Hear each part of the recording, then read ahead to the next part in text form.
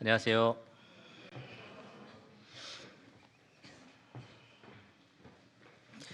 저랑 가장 가까운 친구들은 다 울보라서 눈물이 많습니다. 저만 없습니다. 어, 그만큼 저도 감정이 벅차올랐고요. 우리가 주님을 만날 그날을 빨리 맞이했으면 하는 생각이 또 들었습니다. 오늘은 계시록의 마지막 말씀을 전달할 날입니다. 계시록 22장 13절에서 21절 말씀이고요. 한 2년 전부터 시작했던 계시록이 오늘 이렇게 마무리가 됩니다. 여러분 성경의 마지막 장일 거예요. 그 뒤로는 더 이상의 성경 본문이 없습니다. 오늘 13절에서 21절 말씀을 가지고 아멘 주 예수여 오시옵소서라는 제목으로 말씀을 나누겠습니다.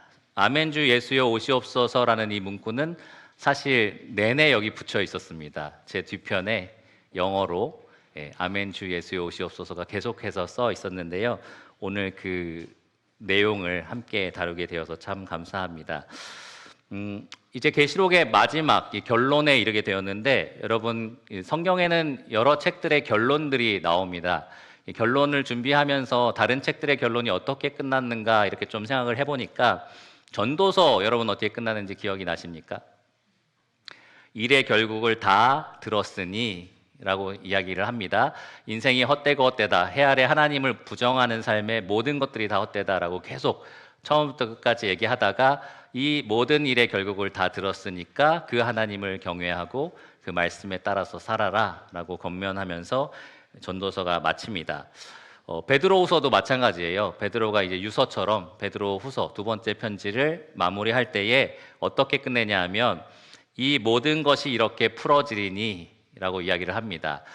이 땅과 하늘이, 지금 보고 있는 처음 하늘 처음 땅이 다 불에 녹아서 풀어서 없어진다라고 하면서 이 모든 것이 이렇게 풀어질 것인데 너희가 어떻게 사는 것이 합당하냐 마땅하냐라고 이렇게 물어봅니다.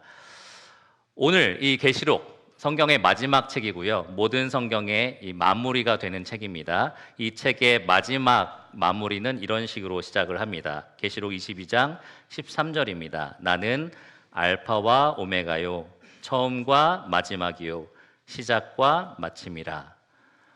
창세기 1장 1절부터 계시하시는 계시자 예수 그리스도께서 우리에게 이 세상의 처음부터 시작해서 마지막까지 어떻게 될 것인지 우리에게 풍성하게 말씀해 주셨습니다.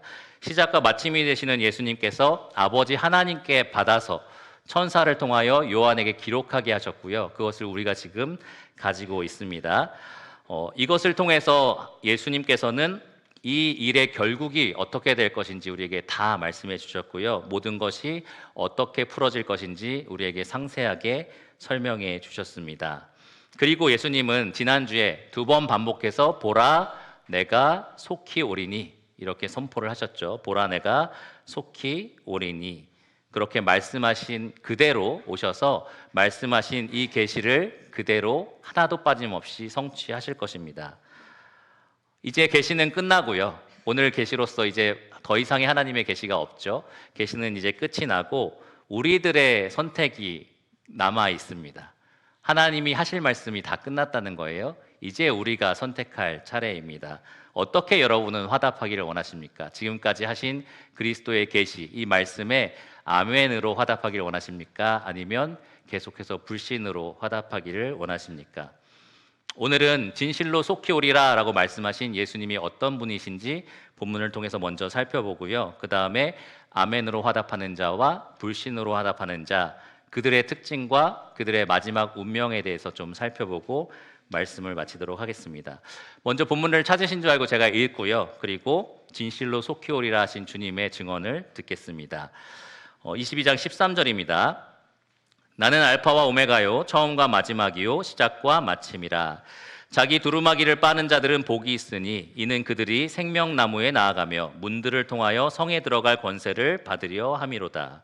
개들과 점술가들과 음행하는 자들과 살인자들과 우상 숭배자들과 및 거짓말을 좋아하며 지어내는 자는 다 성 밖에 있으리라. 나 예수는 교회들을 위하여 내 사자를 보내어 이것들을 너희에게 증언하게 하였노라. 나는 다윗의 뿌리요 자손이니 곧 광명한 새벽별이라 하시더라. 성령과 신부가 말씀하시기를 오라 하시는도다. 듣는 자도 오라 할 것이요 목마른 자도 올 것이요 또 원하는 자는 값없이 생명수를 받으라 하시더라.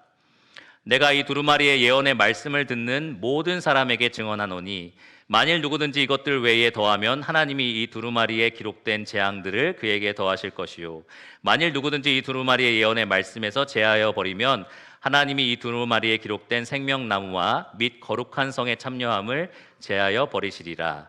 이것들을 증언하시니가 이르시되 내가 진실로 속히 오리라 하시거늘 아멘. 주 예수여 오시옵소서. 주 예수의 은혜가 모든 자들에게 있을지어다. 아멘. 네, 그러면 첫 번째로 이 진실로 속히 오리라 하신 주님의 증언을 듣도록 하겠습니다. 13절과 16절과 20절에 각각 등장합니다. 13절에서 나라고 부르는 이 사람은 누구냐? 바로 예수님입니다. 왜냐하면 그 뒤에 나오는 수식어들이 다 예수님에게만 해당될 수 있는 내용이기 때문입니다. 계시록에서는 특별히 여기에 나와 있는 이 표현들이 예수님의 신성을 강조할 때에 사용이 되었습니다. 알파와 오메가, 처음과 마지막, 시작과 마침. 그러니까 처음부터 끝까지라는 의미가 다 돼요. 모든 것들이. 이 알파는 이 헬라어 알파벳의 첫 번째 알파벳이고요. 오메가는 마지막 알파벳입니다. 그러니까 처음부터 끝, 시작과 끝, 시작부터 마지막 이런 식으로 다 처음부터 끝까지를 이야기하는 건데 처음부터 마지막까지 그 사이에 있는 모든 것들을 다 계획하시고 반드시 그 계획대로 이루시는 이 절대 주권자이신 하나님, 그 하나님을 특성을 지금 이야기를 하는 겁니다. 그분이 바로 하나님이신 예수님이다라고 이야기를 하는 거예요. 내가 곧 하나님이다라고 주님께서 이렇게 말씀을 하신 겁니다. 여기에 있는 알파와 오메가에 대한 특별한 설명이 하나 있습니다. 이 존 메가더 목사님이 좀 신선한 설명을 했는데요. 다른 것들은 그냥 시작과 끝이라는 그냥 의미가 있지만 알파와 오메가는 알파벳입니다. 그렇죠. 그래서 여러분 뭐 A부터 Z까지 영문자는 A부터 Z까지로 다 표현이 되잖아요. 그러니까 우리가 그 풍성한 알파벳 처음부터 끝까지를 가지고 있으면 인간이 설명할 수 있는 모든 지혜, 모든 지식들을 다 그것으로 설명해 낼 수 있습니다. 마찬가지로 예수님께서 알파와 오메가가 되신다라는 이 의미가 이 존 메가더 목사님에 따르면은 이 하나님의 풍성한 지혜, 충만한 지혜를 의미한다라고 설명을 했어요. 저는 그것이 조금 일리가 있다라고 생각을 합니다. 실제로 예수님께서 만물을 창조하시고 또 이 만물에 대한 계획을 세우실 때에 그 풍성한 은혜, 무한한 지혜를 가지고 만들으셨다라고 생각을 합니다. 그리고 모든 일들을 그 지혜대로 계획을 하셨을 겁니다. 계획하신 그대로 반드시 이루시는 전능하신 분이십니다. 그런 하나님이 바로 이 예수님이십니다. 예수님은 모든 것을 자기 뜻대로 계획하시고 자기 뜻대로 반드시 이루시는 절대 주권자이십니다. 16절에도 보면 예수님이 자기를 이렇게 증언을 합니다. 나 예수는, 그러니까 분명히 예수님께서 하시는 말씀이죠. 이렇게 말씀을 하셨어요. 교회들에게 내 사자를 보내어 이것들을 너희에게 증언하게 하였노라 라고 이렇게 말씀을 하셨습니다.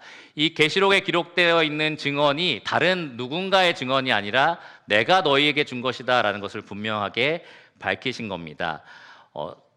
이 천사가 만들어낸 계시도 아니고요, 사도인 요한이 자기가 이렇게 지혜대로 써내려간 계시도 아닙니다. 이것은 예수 그리스도의 계시입니다. 그래서 계시록 처음 1장 1절 시작이 예수 그리스도의 계시라 이렇게 시작을 하죠. 그러니까 계시록 전체가 다 예수 그리스도의 증언이라는 것입니다.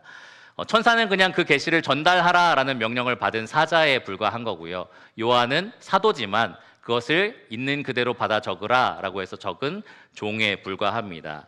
모든 것들을 계획하시고 모든 것들을 우리에게 건네주신 계시자는 오직 예수 그리스도뿐입니다. 예수님은 아버지 하나님께 받은 그 계시를 우리에게 천사를 통하여 요한의 붓을 통하여 우리에게 전달을 해주셨는데요. 16절에 보시면 교회들을 위하여 라고 말씀을 하셨습니다.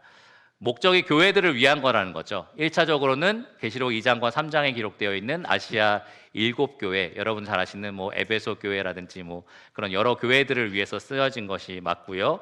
그리고 조금 확장해서는 모든 시대 모든 교회, 유평교회도 포함될까요? 한 3-4명만 끄덕거리시는데 나머지는 아니신 건 아니죠?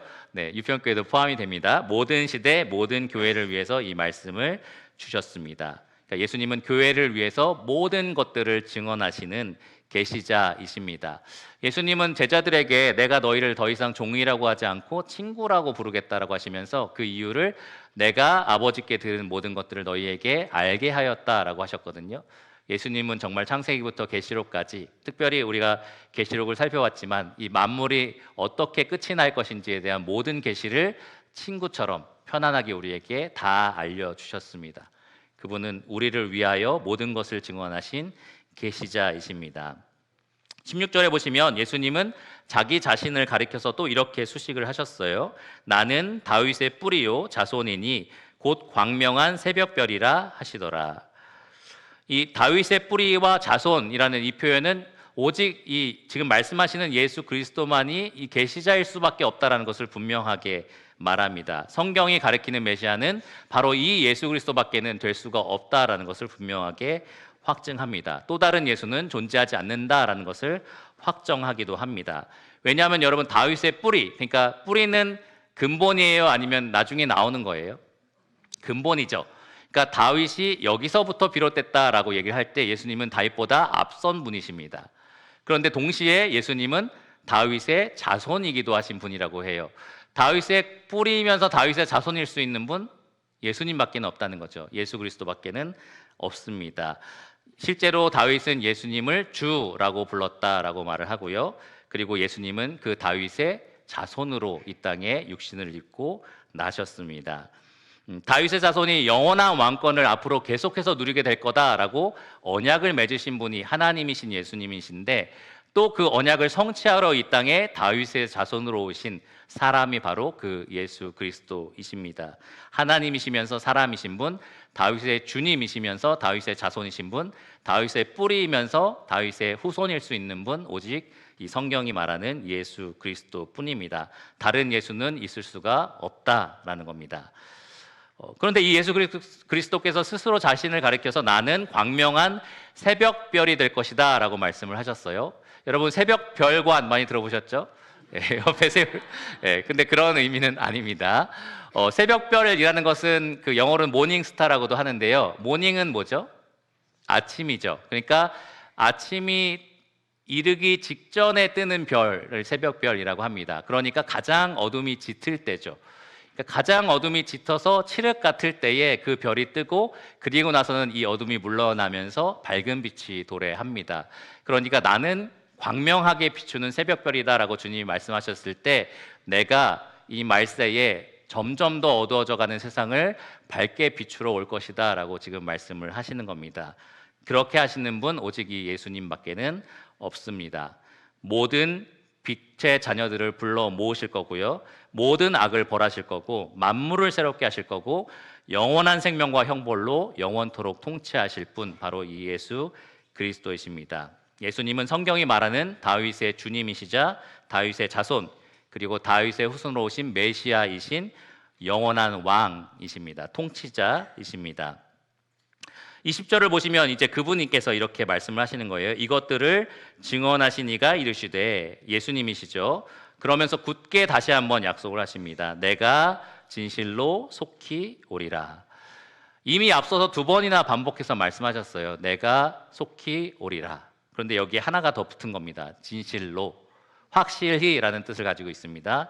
내가 확실히 진실로 오겠다. 세 번째 반복해서 말씀을 하시는 거고요. 확실히라는 말이 더해져서 최고로 강조가 된 표현입니다. 나는 반드시 돌아온다, 속히 올 것이다 라고 분명하게 약속을 하셨습니다. 처음부터 끝까지 모든 것을 계획하시고 그 뜻대로 반드시 이루시는 주권자, 절대 주권자, 그리고 모든 되어질 일들을 교회를 위해서 계시하시는 계시자, 성경의 예언대로 다윗의 자손으로 오셔서 종말의 어둠을 빛으로 정복하고 영원히 다스리실 통치자, 바로 그 예수 그리스도께서 속히 오겠다라고 분명하게 약속하셨습니다. 중요한 것은 이제 우리의 반응인 거죠. 그 약속에 대해서 우리가 아멘 오시옵소서라고 할 것인지, 아니면 계속해서 불신하면서 거부할 것인지, 이 두 가지 반응밖에는 우리가 선택할 것이 없습니다. 첫 번째로는 그러면 아멘으로 화답하는 자의 반응을 좀 살펴보겠습니다. 14절과 17절 말씀에 있습니다. 먼저 20절을 보시면 이것들을 증언하신 이가 이르시되 내가 진실로 속히 오리라 하셨을 때에 바로 따라오는 대답이 있죠. 아멘 주 예수여 오시옵소서. 아마도 이것을 기록한 사도 요한의 이 대답일 겁니다. 그 요한이 아멘 주 예수여 오시옵소서라고 자신이 고백하는 내용입니다. 아멘 주 예수여 오시옵소서를 이건 헬라어로 기록이 되었지만 아람어로 음역을 하면은 네 글자로 우리가 말할 수 있는데요. 마로 시작합니다. 네, 마라나타입니다. 마라나타. 초대교회 성도들이 이것을 서로 인사할 때 나누는 인사말로 사용하기도 했고요. 그리고 아주 오래된 기도문에서 이 마라나타가 발견되기도 합니다. 우리 오늘은 서로 인사할 때 마라나타라고도 인사하고 그러면 되게 좋을 것 같아요. 주님께서 곧 오시기를 바라는 마음을 서로 나누는 거죠. 그것을 기대하는 마음을 서로 갖게 하는 그러한 좋은 인사말입니다.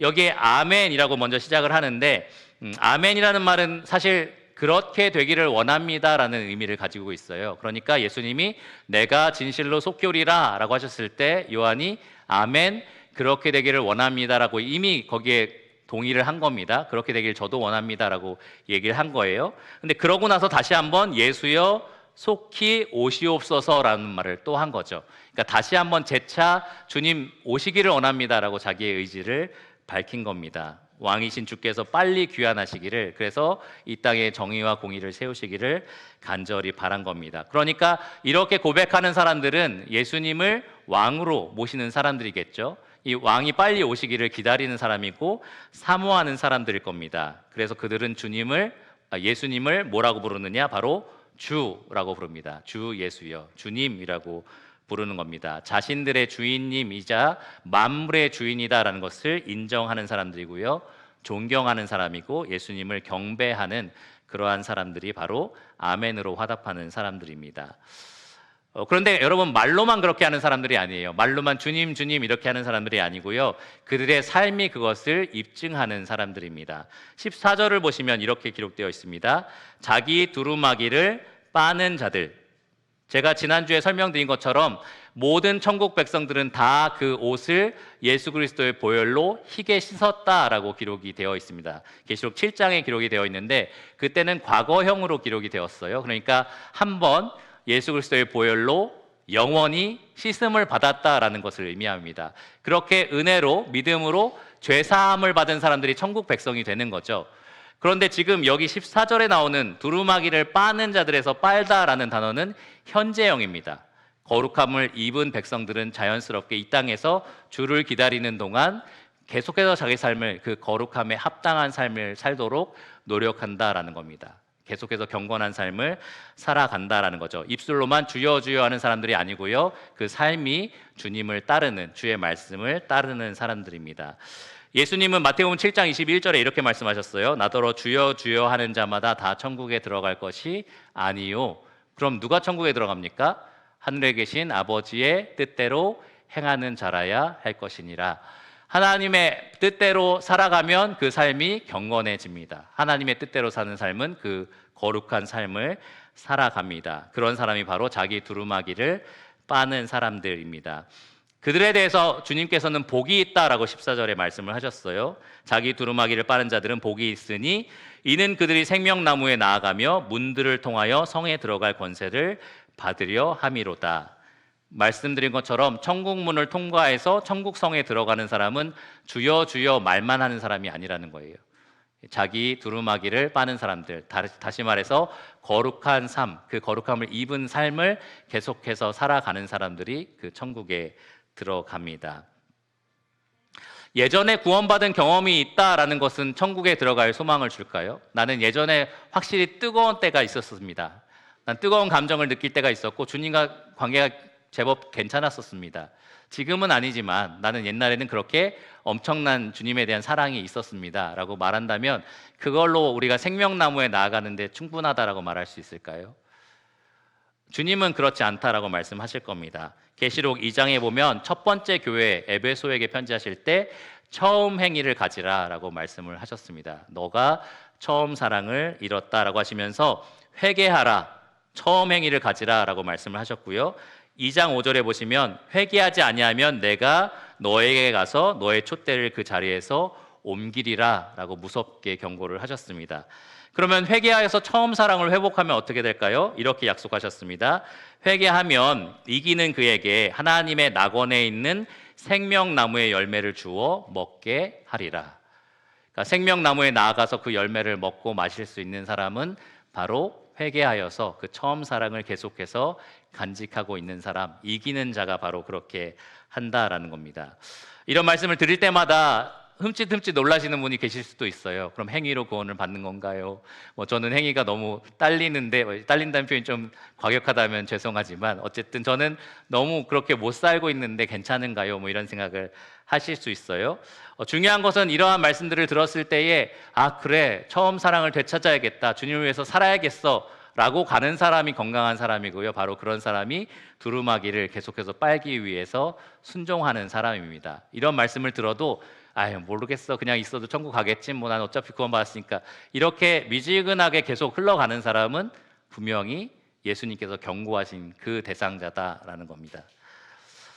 제가 계속해서 행위를 이야기하고 있지만 사실 우리의 힘과 지혜로 우리가 천국에 들어가는 것은 아닙니다. 우리가 두루마기를 빠는 삶을 사는데 그것을 오직 우리의 힘과 지혜로 하는 것은 아니다라는 거예요. 우리가 행위로 천국에 들어가거나 행위로 생명나무에 나아가는 게 아닙니다. 모든 천국 백성은 아까 처음에 제가 말씀드린 것처럼 예수 그리스도의 보혈로, 그것을 믿는 믿음으로, 은혜로 천국에 들어가게 됩니다. 성령의 역사로, 성령의 그 능력으로 우리가 천국에 들어가서 생명나무의 열매를 먹게 되는 겁니다. 그것을 17절에서 우리가 좀 살펴볼 수가 있습니다. 17절을 보시면 이제 말하는 대상이 좀 달라졌어요. 말하는 사람이 달라졌습니다. 17절, 성령과 신부가 말씀하시기를. 화자가 예수님이 아니라 성령님 그리고 신부 교회입니다. 성령님은 이 구원의 은혜를 우리에게 전달해 주시는 분, 그리고 구원의 능력을 우리 안에서 일으키시는 분이시죠. 그리고 이 신부인 교회는 그 구원의 능력을 얻는 자들입니다. 그 능력을 힘입는 자들이 바로 신부입니다. 그들이 한 목소리로 말하는 거예요. 오라라고 이렇게 말을 하는 겁니다. 오라 하시는도다. 듣는 자도 오라 할 것이요, 목마른 자도 올 것이요, 또 원하는 자는 값없이 생명수를 받으라 하시더라. 여러분, 여기에서 오라라는 말은 은혜로의 초청입니다. 이사야 말씀에도 이 오라의 은혜의 초청이 나와요. 오라, 우리가 변론하자. 너희 죄가 진홍 같을지라도 눈과 같이 희어질 것이요. 하나님께서 일방적으로 우리를 깨끗하게 하시겠다라는 약속입니다. 근데 여기에서도 나오는 거예요. 오라, 값없이 생명수를 주겠다라는 약속을 하십니다. 그리고 단지 오라라고 하는 것이 아니라 듣는 사람도 오라라고 말하라라는 명령이 여기에 기록이 되어 있어요. 듣는 자도 오라 할 것이요. 그러니까 나 혼자 듣기에는 아까운 거죠. 나 혼자 들을 수 있는 내용이 아닌 겁니다. 들은 그 사람도 이게 너무 좋은 거니까 다른 사람한테 오라라고 말해야 할 만큼 너무나 기쁜 소식이 있어서 이렇게 지금 성령과 신부가 외치는 겁니다. 그 기쁜 소식이 바로 모든 목마른 자는 누구나 아무나 상관없이 와서 값없이 이 생명수를 얻을 수 있다라는 내용입니다. 근데 여러분, 생명수가 뭘까요? 계시록 2년 동안 배우시고 지금까지 계속 들어오셨는데 생명수는 뭔지 잘 모르겠다 이렇게 생각이 드시죠? 생명수라고 했을 때 우리가 눈에 보이는 천국에서 흐르는 강이 생명수다라고도 생각이 들지만 또 생명수가 다양한 측면에서 이렇게 성경에서 다뤄지기도 합니다. 요한복음 7장에 우리가 생명수의 정체가 무엇인지 조금 더 명확하게 알 수가 있는데요. 예수님께서 이렇게 말씀하셨습니다. 누구든지 목마르거든 내게로 와서 마시라. 나를 믿는 자는 성경의 이름과 같이 그 배에서 생수의 강이 흘러나오리라. 예수님 믿으시는 분, 배에서 생수의 강이 흘러나오시던가요? 물 안 쌓아 먹으시나요? 배에서 생수의 강이 흘러나온다, 이 말의 의미가 무엇일까라는 생각이 좀 드실 텐데요. 바로 이어서 그래서 요한이 요한복음 7장 39절에 이렇게 말을 했습니다. 이는 그를 믿는 자들이 받을 성령을 가르쳐 말씀하신 것이라.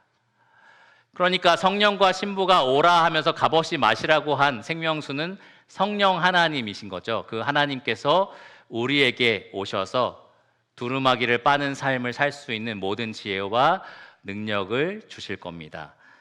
우리가 하나님 믿는 자로서 이기는 자로서 살 수 있는 비결은 그러니까 우리의 힘과 지혜가 아니고요. 성령 하나님의 지혜와 그분의 능력입니다.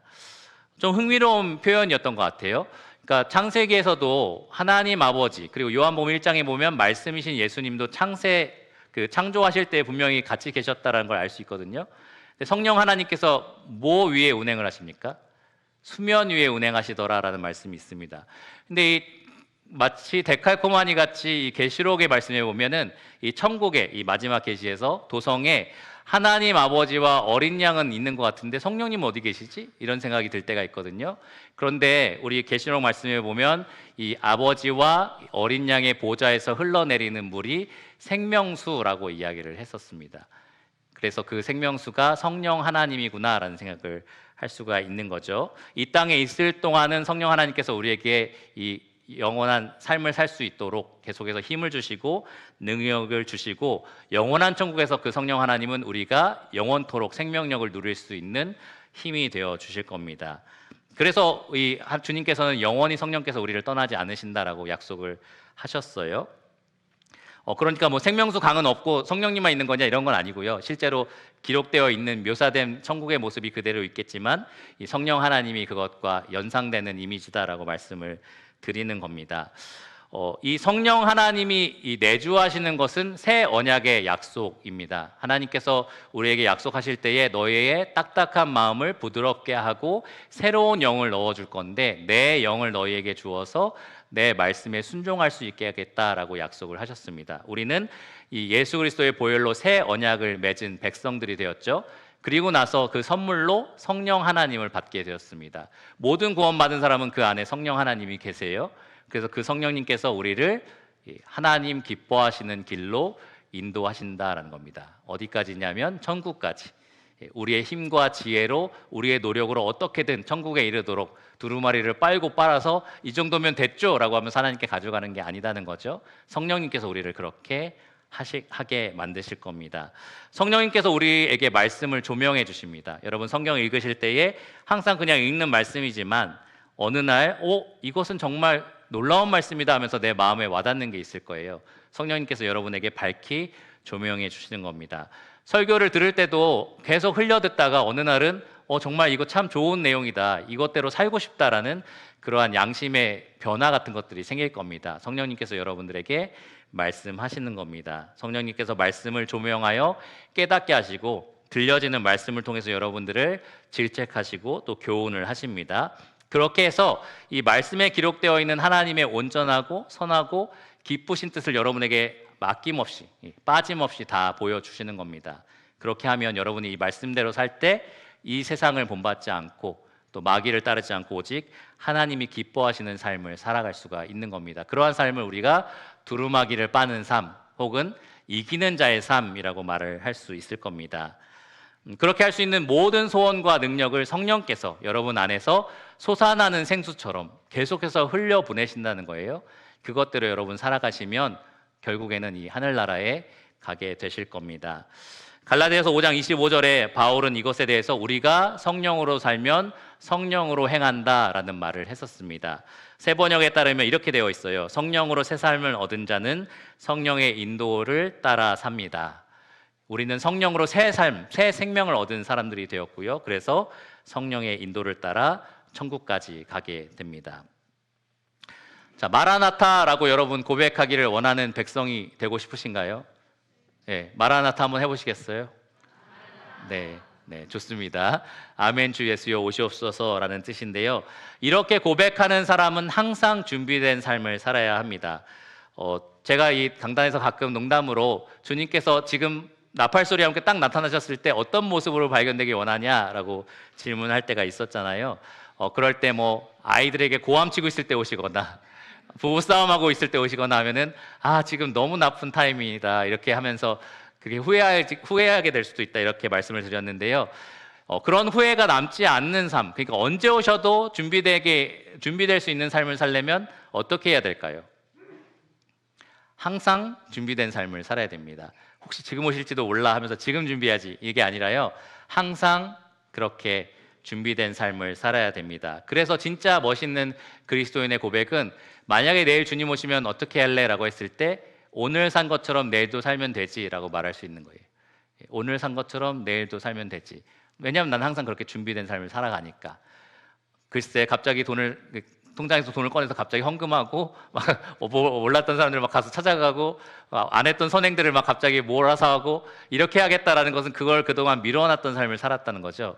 그러니까 그게 아니라 언제 주님이 오시든지 나는 준비되어 있는 삶, 그것을 매일매일 하루하루 살아가겠다라는 다짐으로 살아가는 겁니다.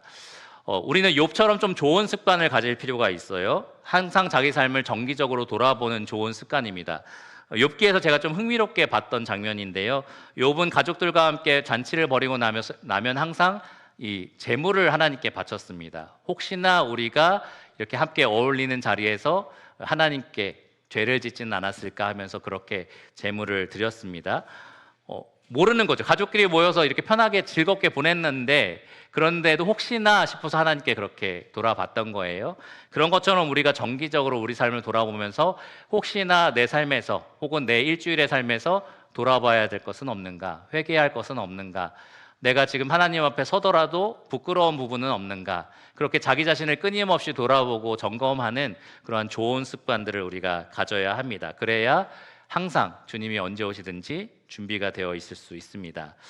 그리고 이곳에 계신 이 연세가 조금 있으신 성도님들에게 조금 더 권면하고 싶은 내용인데요. 여러분 이미 얻었다고 생각하거나 온전히 이루었다라고 자랑하지 마시기 바랍니다. 그러니까 저도 그런 거 있거든요. 이제 여기까지 했으니까 남은 삶은 그냥 편안하게 주님 오실 때까지 기다리면서 살다 가야지. 뭐 이렇게 이제 생각을 하는 겁니다. 이제 저 청년들이 일할 때야. 나는 이제 일을 놔야겠어. 막 이렇게 이제 생각을 하는 거죠. 뭐 어떤 일들은 청년들이 해야 됩니다. 근데 그렇다고 이제 내가 주님을 위한 일을 아무것도 안 해야 되는 건 아니잖아요. 그렇죠? 주님이 나를 부르시는 그날까지, 집으로 와라라고 하시는 그날까지는 나는 주님 손에 들려진 도구가 되어서 사용되어져야 한다는 거죠. 주님은 여러분들을 놓은 적이 없습니다. 그러니까 여러분 주님 손에 붙들려 있다는 거예요. 그러니까 끝까지 주님을 위해서 쓰임 받으시기를 바랍니다. 사도 바울이 빌립보서에서 했던 말이에요. 나는 이미 얻었다고 생각하지도 않고 온전히 이루었다 함도 아니고 오직 앞에 있는 것을 잡으려고 표대를 향하여 그리스도 예수 안에서 하나님 위에서 부르신 부름의 상을 위하여 달려가노라. 매일매일 여러분 앞에 경주할 그러한 경주가 있다라고 생각하시고 그 길을 힘차게 가시기를 바랍니다. 그러면 주님께서 여러분을 착하고 충성된 종으로서 부르실 것입니다. 자, 이제 마지막으로 불신으로 화답하는 자들에 대한 특징과 그 결과에 대해서 좀 살펴보겠습니다. 주님께서 내가 진실로 속히 오리라 라고 말씀하셨을 때에 그것에 콧방귀도 안 끼고 무시하고 거부하고 불신하는 사람들, 그들은 과연 누구인가? 먼저 그들의 특징은 불의를 행한다라는 겁니다. 악을 행한다라는 거예요. 15절을 보시면 개들과 점술가들과 음행하는 자들과 살인자들과 우상 숭배자들과 및 거짓말을 좋아하며 지어내는 자는 이라고 말을 합니다. 다 악한 일을 행하는 사람들이죠. 그들이 다 성 밖에 있으리라 라고 말씀하셨으니까 이 예루살렘 성, 천국을 말합니다. 그 성 밖으로 쫓겨난다라는 말이죠. 그러니까 바깥 어둡고 그리고 슬피 우는 곳, 고통스러운 곳, 성경에서는 항상 이 둘째 사망 불못 혹은 지옥으로 불리는 장소입니다. 이들은 다 하나님 나라에 들어가지 못하는 자가 될 겁니다. 이 악을 행하는 자다라고 지금 말을 하는 거예요. 이들의 특징을 딱 한마디로 줄여서 제일 처음에 나오는 개들이라고 이야기를 합니다. 집에서 지금 애완견 너무 예쁘게 키우시는 분들은 개들은 너무 귀여운데 이렇게 이제 생각하실 수도 있는데요. 이 당시만 해도 이렇게 사람들이 집에서 개를 키우고 막 이런 시대가 아니잖아요. 먹고 살 것도 없는데. 그러니까 이제 개들은 보통 바깥에 비천한 곳에 다니면서 온갖 더러운 것들을 몸에 묻히고 다니는 그러한 하찮게 여겨지는 짐승이었습니다. 잠언에 보면 그래서 개가 그 토한 것을 도로 먹는 것 같은 이런 표현들이 나와요. 그러니까 사람들이 볼 때 좀 그런 역한 모습이 있는 그런 짐승이었던 거죠. 그래서 보통 미련한 자, 악한 자를 가리킬 때도 이 개들이라는 단어가 사용이 되었습니다. 어리석은 죄인을 가리킬 때 이 개들이 사용이 된 거죠. 성경에서는 이방인을 가리킬 때도 이 개라는 말이 좀 사용되기도 했었습니다. 예수님께서 자녀의 떡을 취하여 개에게 주는 것이 합당치 않다라는 말씀도 하셨었죠. 그것은 이제 그 여인이 자기가 더 밑으로 내려서 자기를 낮춰서 주님께 은혜를 구하게 하기 위해서 주님이 그렇게 말씀을 하신 건데, 그만큼 그 당시 유대인들 사회에서는 이방인을 좀 비천하게 하찮게 보면서 그렇게 표현하는 방법들이 있었던 것 같습니다. 어쨌든 이 악을 행하는 사람, 더러운 일들을 행하는 사람들은 하나님 보시기에 그렇게 비천한 자고요, 더러운 자들입니다. 그래서 거룩한 성에는 출입할 수가 없는 겁니다. 여러분, 여기에 기록되어 있는 죄 중에 뭐가 가장 심하고 뭐가 가장 약한 것 같으세요? 뭐가 가장 큰 죄고 뭐가 가장 작은 죄 같으십니까? 점술가 어떻습니까?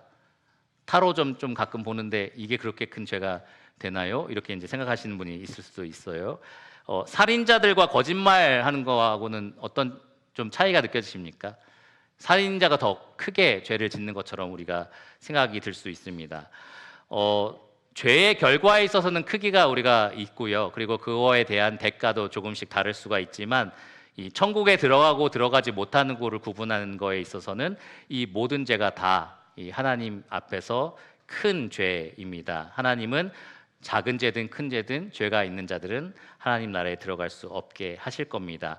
사실 여기에 기록된 죄뿐만 아니라 모든 죄는요, 살아계신 하나님이 계셔서 이 선악간에 판단하시고 심판하실 것이다라는 것을 믿는다면 도저히 범할 수 없는 일들입니다. 그 하나님이 정말 살아계심을 믿는다면 우리는 죄를 지을 수가 없습니다. 그래서 크건 작건 우리가 짓는 모든 죄는 살아계신 그 하나님을 모욕하는 죄인 거예요. 그 하나님이 눈앞에 있지만 어때 하면서 우리가 그렇게 반항하는 죄다라는 겁니다. 그리고 사실 여기에 있는 모든 죄들이 하나님을 대체하는 반역죄입니다. 우리가 하나님을 가장 많이 사랑하도록, 하나님의 영광을 추구하도록 지음받은 피조물인데요, 가만히 보시면 이 점술은 자신의 운명을 하나님보다 더 귀하게 여기는 거고요, 음행은 자기의 성욕을 하나님보다 더 만족시키기 위한 그러한 죄고요, 살인은 자기의 분노에 대한 욕구를 하나님 기뻐하시는 뜻보다 더 쫓는 거고요, 우상 숭배는 하나님의 자리에 다른 대상을 채워 넣는 죄입니다. 거짓말은 자기의 유익과 평판을 위해서 진실 되신 하나님을 속이는 죄입니다. 그러니까 모든 죄가 다 하나님의 자리에 다른 것들을 대체하는 반역죄다라는 겁니다. 그래서 모든 죄인은 아무리 작은 죄가 있어도 천국에 들어갈 수 없고요, 성 밖으로 내어 쫓긴다라는 말입니다. 불의를 행하는 자들은 천국에 들어갈 수 없다라고 제가 말씀을 드렸고요, 그런 삶을 계속 유지하고 산다면 사실은 아멘 주 예수여 오시옵소서의 삶을 사는 게 아니라 오시든지 말든지 상관없어 라고 불신하는 삶을 살아가는 겁니다. 불신이 이렇게 명백한 불의한 행위를 낳기도 하지만요, 이렇게 두드러진 행위를, 악한 행위를 낳지는 않지만 단순히 부정하고 무시하는 태도를 낳기도 합니다. 주님께서 오시겠어? 설마 이렇게 되겠어? 라는 그 무시하는 태도가 흘러나오는 거죠. 18절과 19절을 보시기 바랍니다. 내가 이 두루마리의 예언의 말씀을 듣는 모든 사람에게 증언하노니 만일 누구든지 이것들 외에 더하면 하나님이 이 두루마리에 기록된 재앙들을 그에게 더하실 것이요, 만일 누구든지 이 두루마리의 예언의 말씀에서 제하여 버리면 하나님이 이 두루마리에 기록된 생명나무와 및 거룩한 성의 참여함을 제하여 버리시리라. 그러니까 보통 고대 문서에서 그 문서를 조작하거나 변개하지 않게 하기 위해서 경고문을 붙이고 임봉하는 경우가 있었습니다. 이렇게 무서운 경고문이 있었어요. 이거 조작하면, 이거 함부로 손대면 3대가 망하고 이런 식으로 경고문이 있었던 거죠. 지금 이 계시록의 말씀도 이런 무서운 경고문이 붙어 있는 겁니다. 이 말씀을 절대로 바꾸지 말라라고 분명하게 말씀을 하신 겁니다. 예수 그리스도께서 무서운 경고를 하셨습니다. 어떤 사람에게 경고를 하셨냐면 모든 사람에게 하셨어요. 모든 사람에게 증언하노니 라고 말씀을 하셨죠. 아무도 이 계시에 손댈 수 없다는 겁니다. 아무도 이 계시를 조작하거나 오용하거나 왜곡할 수 없다라는 거예요. 수정할 수가 없다는 겁니다. 이것은 있는 그대로 보존돼야 되고 있는 그대로 전달되어야 하는 겁니다. 이것들 외에 더하면 이라는 말씀, 또 말씀에서 제하여 버리면에 아무런 이 범위가 없다라는 것을 여러분 기억하시기 바랍니다. 그러니까 조금도 바꿀 수 없다라는 주님의 분명한 의지가 들어 있습니다. 아무것도 조금도 바꿀 수가 없다는 거예요. 특별히 계시록은 성경의 마지막 책이기 때문에 우리는 이 말씀을 근거해서 그 이후로 신의 직통 계시가 없다라고 이야기를 합니다. 신이 우리에게 직접적으로 직통으로 계시를 주는 것들은 더 이상 추가할 수가 없다라고 우리가 그렇게 믿는 거죠. 그런데 더 확장해서 살펴보면 여기에 있는 내용을 여러분이 실질적으로 막 조작하거나 내용을 바꾸거나 이렇게 하지는 않더라도 무시하면서 살 수는 있습니다. 설마 이런 게 있을 수 있겠어? 설마 이런 게 정말 일어나겠어? 설마 나한테 이런 심판이 오겠어? 이런 식으로 무시하면서 살아가는 거죠. 이렇게까지는 하지 않으실 거야. 정말 이건 사실일 리가 없어. 이런 식으로 이제 무시하고 부정하는 태도가 있을 수 있습니다. 그것도 어떻게 보면 이 말씀을 우리가 제하여 버리는 행위와 같습니다. 이 말씀이 없는 것처럼 그렇게 살아가는 거기 때문입니다. 혹은 신천지처럼 말씀에 없는 내용을 덧붙일 수도 있어요. 여기에 있는 재림 예수는 뭐 이만이고 막 이러면서 내용을 막 덧붙이죠. 이러한 죄도 무서운 하나님의 심판을 받게 될 겁니다. 그리고 이 말씀을 무시하면서 살아가는 삶에 대한 심판도 정말로 무서울 겁니다. 여기에 기록된 그대로 주님께서는 생명나무에 나아갈 수 없고 천국에 들어갈 수 없는 둘째 사망의 이 형벌을 그들에게 내리실 겁니다. 여기 이 말씀을 들으시면서 여러분 잘 생각해 보셔야 합니다. 내가 만일 하나님에 대해서, 이 주님에 대해서 아멘으로 기다리고 있는 사람이 아니라면 그러면 나는 이 불신으로 기다리고 있는 사람이다라는 것을 여러분 좀 생각을 해 보셔야 합니다. 내가 계속해서 주님을 거부하고 있고 계속해서 주님을 밀어내고 있다면 내가 지금 점점 더 여기에서 기록되고 있는 둘째 사망 쪽으로 밀려나고 있다는 것을 여러분 꼭 생각해 보셔야 합니다. 이제 계시는 끝이 났고요. 예수님의 계시는 더 이상 주어지지 않아요. 회개하라 회개하라 이런 말도 이제 안 하신다는 거예요. 이제는 여러분들의 선택입니다. 이제 내가 그분을 믿을지 말지 의지할지 의지하지 않을지 선택을 하셔야 한다라는 겁니다. 만약에 여러분들이 여기에 있는 기록된 예언들을 계속해서 무시하면서 산다면, 계속해서 밀어내면서 산다면 여러분들은 주님께서 경고하신 그대로 이 여기에 기록된 모든 재앙들을 받게 되실 겁니다. 그리고 생명나무의 참여함을 제하여 버리실 겁니다. 그러니까 그러한 무서운 경고를 받기 전에 여러분 아직 은혜가 있을 때에 돌이키시기를 바랍니다. 계시록의 마지막 구절을 다루고 오늘 본문을 마치도록 하겠습니다. 21절입니다. 주 예수의 은혜가 모든 자들에게 있을지어다. 아멘. 축사이기도 하고요. 축원이라고도 하죠. 모든 사람을 축복하는 그러한 인사말입니다. 모든 자들에게 주 예수의 은혜가 있기를 원한다라는 그러한 메시지를 담고 있고요. 아멘, 정말 그렇게 되기를 원합니다라고 마침표를 찍음으로써 이제 계시록의 계시가 끝이 났습니다. 주 예수의 은혜라는 것은 모든 사람에게 언제나 가까이 있습니다. 지금 성령과 신부가 외친 것처럼 오라라고 계속 은혜로운 초청을 하고 계시는 거예요. 매주 여기에서 계시록 말씀을 통해서 말씀이 전달될 때도 마찬가지입니다. 오라, 예수님을 믿어라라는 요청이 계속해서 있어 왔던 겁니다. 그러니까 그러한 은혜를 여러분들이 받아들이기만 한다면 여러분들은 그 은혜로 죄사함을 받고 하나님의 자녀가 되어서 이 하나님과 영원한 사귐을 누리는 천국에 들어가게 될 겁니다. 계시록에 분명하게 나와 있는 두 가지의 운명 중에 여러분들은 올바른 운명을 선택하신 겁니다. 여러분 살면서 그거 하지 말 걸 하는 그런 후회되는 선택들이 분명히 있을 겁니다. 내가 이걸 안 했더라면 누가 다치지 않았을 텐데, 내가 이렇게 안 했다면 내가 이렇게 되지 않았을 텐데, 이런 후회들이 분명히 있을 거예요. 근데 여러분 이 땅에서 겪는 많은 실수와 많은 후회들은 회복이 되는 경우가 굉장히 많은데요. 이 선택만큼은 회복이 불가합니다. 여러분의 운명에 대한 선택입니다. 여러분이 계속해서 여러분 가까이에 있는 이 값없이 마실 수 있는 은혜를 거부하고 계속 거부하면 할수록 여러분들은 여러분의 운명을 계속해서 조금씩 더 확정 짓는 겁니다. 나는 둘째 사망의 운명으로 가고 있다라고 계속해서 말을 하는 겁니다. 은혜로 오라라고 부르는데 싫어요라고 말을 할수록 여러분은 나는 지금 둘째 사망으로 가고 있습니다. 불못으로 가고 있습니다라고 계속해서 확정을 스스로 짓는 겁니다. 그러니까 여러분 스스로 지금 어디 길 위에 서 있는지 잘 생각해 보시고요. 어떤 종말이 여러분을 기다리고 있는지 생각해 보시기 바랍니다.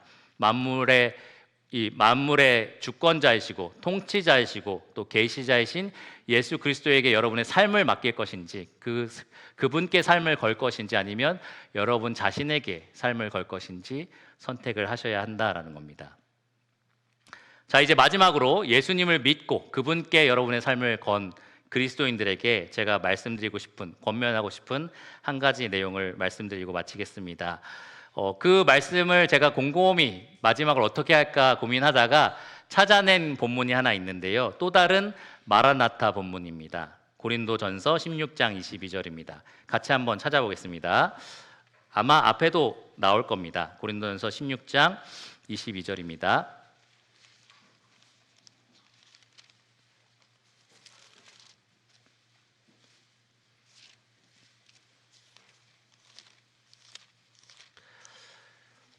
(16장 22절의) 마지막이 어떻게 끝이 나죠? 우리 주여 오시옵소서. 마라나타입니다. 우리 주여 오시옵소서. 그런데 그 앞에는 뭐라고 되어 있습니까? 만일 누구든지 주를 사랑하지 아니하면 저주를 받을지어다. 좋은 목자죠. 마지막에 말씀 끝을 저주로 끝을 낸다라는 게. 그런데 이 말씀을 왜 선택을 했느냐? 계시록에는 성령께서 교회에게 요구하신 것들이 굉장히 좀 빡빡하고 어떻게 보면은 약간 되게 강력하다라는 생각이 들었어요. 처음 행위를 가져라, 회개하라, 막 죽도록 충성하라, 내가 맡긴 것을 끝까지 지켜라, 막 이런 행위에 대한 강조들이 엄청나게 나와 있던 거죠. 근데 이제 가만히 생각해 보니까 이것은 결국 한마디로 말하면 나를 사랑하라라는 말이다라는 생각이 들었습니다. 주님께서 나를 사랑하라. 세상 사랑하지 말고 나를 처음 사랑했던 것처럼 다시 사랑해라.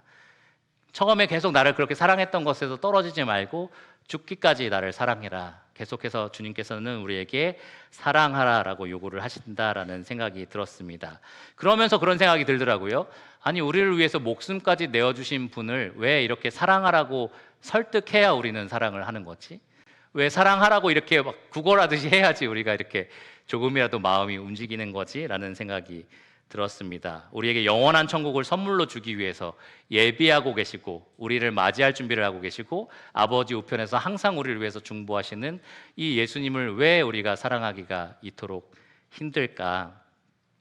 우리가 영생을 누리면서 영원히 그분과 사귐을 누리게 될 그날을 기다리고 있다고 말을 하는데도 왜 그분과 오늘 사귀는 것들은 이렇게 힘들어하고 짐스러워하는 걸까? 그래서 여러분, 이 계시록을 마무리하면서 한 가지 결의를 같이 했으면 좋겠습니다. 이왕 그리스도인이 된 거 정말 뜨겁게 주님을 사랑해 봅시다. 이왕 그리스도인이 된 거 차든지 덥든지 둘 중에 하나 하라. 주님이 그러셨잖아요. 차갑든지 뜨겁든지 둘 중에 하나만 해라. 미지근하게 좀 하지 마라라고 하신 겁니다. 그러니까 우리 다 같이 뜨겁게 주님을 사랑해 봅시다.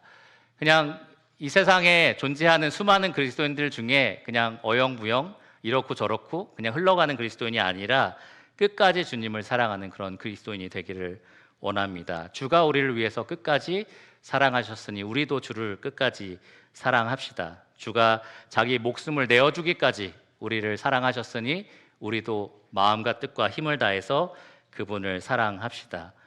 주가 주님께 속한 모든 것을 우리에게 주기를 원하셨으니 우리도 우리에게 주신 것들을 주님께 기쁨으로 돌려드립시다. 그리고 주님께서 그 언약, 그리스도의 보혈로 맺으신 그 언약의 신실한 사랑으로 우리의 어떠함과 상관없이 우리가 불충할 때도 그 한없이 사랑하시고 한없이 자비를 내려주신 같이 우리도 우리가 다 이해할 수 없는 상황을 주님이 주신다 한들 끝까지 뜨겁게 주님만을 사랑합시다. 오늘보다 내일 더, 그리고 갈수록 더 많이 주님을 사랑해서 주님이 오시는 그날에는 모두가 다 주님을 사모하는 마음으로 아멘 주 예수여 오시옵소서 하면서 맞이하기를 간절히 바랍니다. 기도하고 말씀을 마치겠습니다.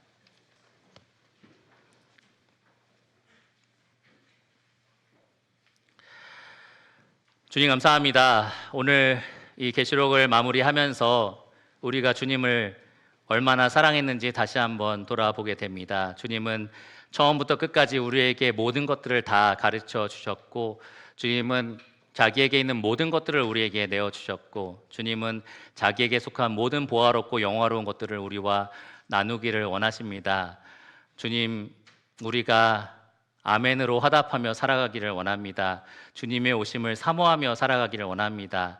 그냥 있다가 사라지는, 미지근하게 주님을 향해서 마음을 표현하다가 어영부영 살다가 사라지는 그런 사람이 아니라 정말 뜨거운 마음으로 주님을 사랑하고 우리가 할 수 있는 한 끝까지 주님을 사랑하다가 주님을 만나기를 원합니다. 유평교회 모든 성도들이 그러한 주님에 대한 불타오르는 사랑으로, 뜨거운 사랑으로 주님을 기다리는, 아멘으로 화답하는 성도들이 되게 하여 주시기를 원합니다. 주님, 이 가운데 불신으로 화답하고 있는 성도들이 있고 또 그러한 자녀들이 있습니다. 주님, 그들의 영혼을 일깨워서 정말 자기 발 앞에 불타오르고 있는 불못을 보게 하여 주시고 그 뒤에 기다리고 계시는, 언제나 은혜를 주기 원하시는 주님의 자비로운 손길을 바라보며 그곳으로 뛰어들어갈 수 있도록 주님께서 은혜를 베풀어 주시기를 간절히 구합니다. 이 말씀을 통해서 우리를 교훈하여 주시며 감사를 드리며 모든 것을 예수님 이름으로 감사하며 기도드렸습니다. 아멘.